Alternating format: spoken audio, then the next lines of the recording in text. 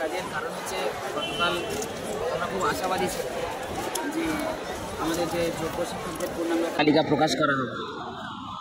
আজ তো জল ঢেলে দেওয়া হয়েছে, তো তারপরে আমার যেটা মনে হয়েছে যে শিক্ষকটা মনে হচ্ছে এখনকার দিনে শিক্ষা আর শিক্ষক দুটোই মনে হয় জঞ্জালের সমান হয়েছে। যতটা চায় যত তাড়াতাড়ি এই জঞ্জালগুলোকে বিদায় করা যায়, বিসর্জন দেওয়া যায়, জলাঞ্জলি দেওয়া যায়, বোধহয় সেটারই একটা প্রচেষ্টা চলছে, নানা রকম প্রতিশ্রুতি, যার ফলস্বরূপ গতকালকের আমি ললিপপের মাধ্যমে দেখিয়েছি। দ্বিতীয় কথা বলি, এই ফুটবলটা ঝোলানোর একটা কারণ, সেটা হচ্ছে কি যে ধরুন দুটো গোলকিপার রয়েছে, দুটো গোলপোস্ট, এক গোলকিপার কী করছেন, লাথি মেরে আরেকটা গোলপোস্টে পাঠাচ্ছেন, আরেকজন গোলকিপার কী করছেন, লাথি মেরে আরেকটা গোলপোস্টে পাঠাচ্ছেন, গোলকিপারের কাছে পাঠাচ্ছেন।